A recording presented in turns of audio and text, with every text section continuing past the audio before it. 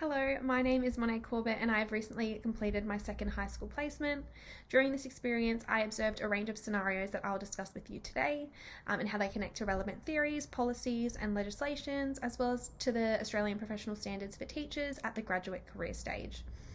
The school I was placed in was located on the Gold Coast and it serves approximately 1,200 female students and goes from pre-preparatory through to year 12 and also is a Catholic school.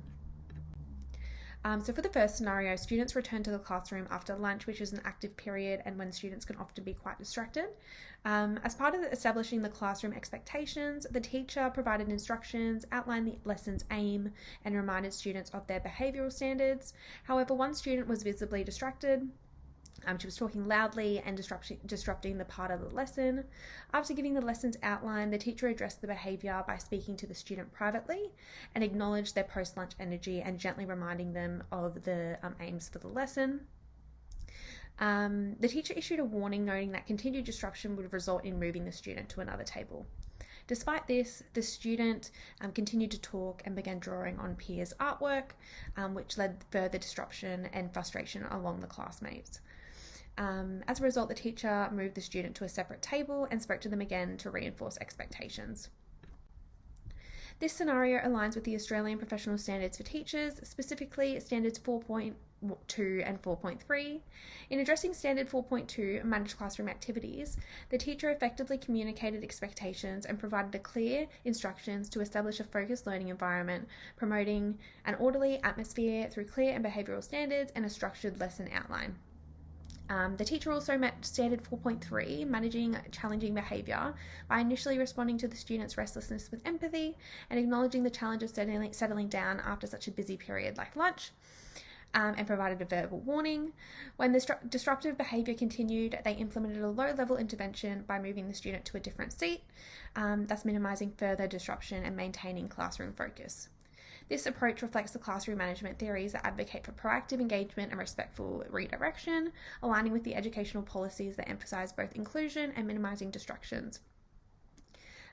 This approach also reflects the principles of behaviouralism, specifically the carrot and stick method, which uses reward and punishment to shape behaviour. So by moving the student as a consequence of disruptive actions, the teacher applied a behaviourist approach to deter further misbehaviour, reinforcing that actions have direct outcomes within the classroom environment. And this method encourages students to associate disruptive behaviour with the loss of privilege, thereby promoting behavioural change through a clear reward framework. And also the positive behaviour for learning framework aligns with this observed scenario by emphasising proactive strategies such as setting clear expectations and providing consistent responses to behavioural disruptions. The teacher's actions in outlining the behavioural standards and addressing the students' disruptions privately, moving them to a separate table reflect the positive behaviour for learning principles of structured interventions and individualised support. Scenario 2. So during my placement in a high school with the visual arts class for Year 8 students, I observed how the teacher integrated technology to engage students and assess their learning progress. So in this particular lesson on creating storyboards and illustrations for a children's book, the mentor teacher used the online platform called Mentimeter as a diagnostic tool at the end of the lesson. So this interactive platform facilitated student feedback through an anonymous poll projected on the whiteboard, and then the prompts were designed to measure students' confidence and understanding of the reflection aspect of the assignment. The prompts included statements such as, "I feel confident in writing a reflection," which addresses the prompts provided, and "I can answer a couple of questions but need assistance with the other ones." Each student was required to respond these prompts before leaving the classroom. An excellent example of using technology to engage students and evaluate their learning is within this use of the Mentimeter as an anonymous polling tool in the visual arts lesson in Year 8. This method promoted a secure and welcoming learning atmosphere by enabling students to express their comprehension and level of confidence without worrying about the criticism, since it was anonymous. The tool's autonomy protects the student's privacy and promotes truthful answers, especially from those who might be a little bit less confident if their answer was to go on the board with their name with it. By gathering real-time feedback on students' confidence with materials and storyline development. The teacher could tailor subsequent lessons to address specific learning needs, enhancing individualized learning support in future lessons. This approach is consistent with the APST standard 5.2, providing feedback to students on their learning, and also 5.1, assess student learning, as it involves using diagnostic assessments to judge students' comprehension and alter teacher strategies accordingly. The use of real-time feedback promotes a responsive teaching style by allowing the teacher to deliver focused feedback and assistance, ensuring that each student's learning requirements are properly satisfied. This approach is also consistent with the inclusive education policy, which highlights the need of establishing supportive and inclusive settings that meet the needs of various learners. By using an anonymous platform, the teacher created an inclusive environment in which all students feel comfortable discussing their difficulties, which is also in line with the Every Student Succeeding state school strategy. And this policy argues for giving every student, regardless of their background or ability, the chance to achieve. The Mentimeter, which is the resource we used, the Mentimeter recognises the individual variations and promotes the equal learning outcomes by recognising and removing barriers to learning in a helpful manner. Scenario 3. So I watched my supervising teacher assist a Year 9 student with ADHD during a visual arts lesson, which was centred on mixed media collage. To assist the student manage their resources and stay focused and continue to be involved in the creative process, the teacher employed a variety of techniques. In order to help the student, the teacher started the class by giving them a visual step-by-step guide that described the task, including how to choose supplies, apply layering strategies, and to clean up afterwards. So just giving them those steps so that they understand what is required for the lesson. To improve comprehension, the guidance was provided in both textual and visual versions, and the instructor encouraged the students to focus on one activity at a time before taking a brief break and dividing the 60-minute session into digestible 15-minute increments. APST 1.6 focuses on developing and implementing ways to ensure that students with disabilities have full participation in learning. During this observation, the teacher displayed an understanding of a student with ADHD's specific requirements by using visual aids, step-by-step directions, and breaking down the activities into digestible chunks. This observation is consistent with various Australian educational laws, notably the Disability Standards for Education 2005, which requires schools to make reasonable changes to accommodate children with disabilities. The teacher exhibited adherence to these requirements by utilising specialised tactics such as visual aids and flexible seating, enabling equal access to learning opportunities for all students. Research emphasises the need for organised and consistent environments for students with impairments. Alter and Hayden, 2017, discovered that the visual and auditory distractions could occupy working memory space, impairing a student's capability to focus on the learning material. Furthermore, they also believed that uneven routines and imprecise behavioural standards might jeopardise a student's involvement and performance in the classroom. And this statistic emphasises the importance of the teacher's tactics for reducing distractions and maintaining a disciplined, supportive classroom atmosphere.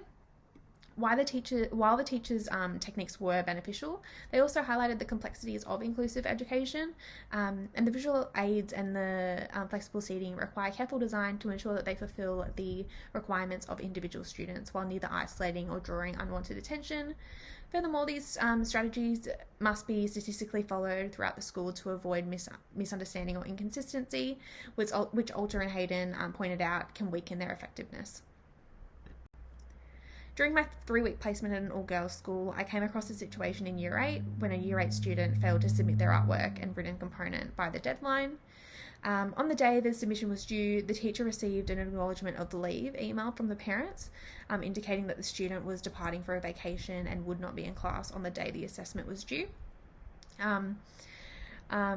This email, which is generally sent in advance, arrived on the student's departure day, leaving the teacher with no opportunity to remind the student of their duties.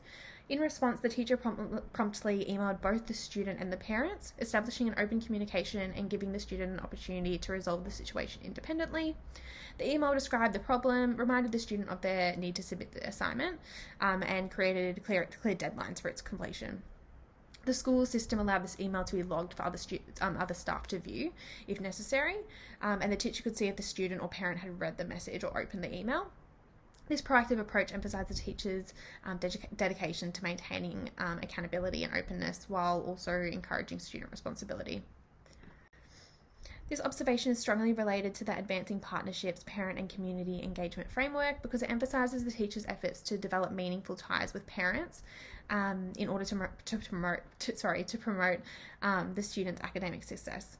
By addressing both the student and parents in the email, the teacher recognised the parents' position as important contributors to the child's education, and this collaborative communication not only kept the parents informed, but also involved them in the problem-solving process, which can be aligned with the framework's emphasis on shared responsibility for student success.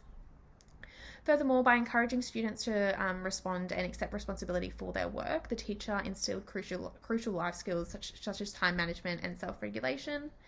And the teacher's actions in the observed scenario align closely with APST 3.1, engage parents / carers in educative process, which emphasises the importance of involving parents and caregivers as active participants in their child's education. By promptly emailing both parents and the student once they received that acknowledgement of leave, the teacher took a proactive step to maintain open lines of communication, and this demonstrated a commitment to ensuring that the parents were also aware of the child's academic obligations and reinforced the partnership between school and home. Another relevant approach was John Haight's visible learning research, which emphasises the role of the teacher, student, and parent-school connections in improving student achievement. Haiti identifies collective teacher efficacy and parental involvement in learning as two of the most important influences on student success. In the observed scenario, the teacher's email to the student and parents exhibits Haiti's concept of visible learning by making the student's work requirements clear and sharing the accountability with the student, parents, and school. This collaborative method directly supports Haiti's claim that parental involvement in a child's education improves motivation and performance. To summarise, my second high school placement, demonstrated the dynamic and multifaceted character of teaching, where theory and practice connect to meet diverse needs of students. From managing classroom behaviour with empathy and structure to using technology for inclusive assessments, each scenario highlighted the significance of aligning practices with Australian professional standards for teachers and the related policies and legislation. The placement reinforced my knowledge of educators' vital role in creating an inclusive and supportive and accountable learning environment, and this placement provided me with practical ideas and strategies that will guide my future teaching experience, ensuring that every student has the opportunity to achieve and learn.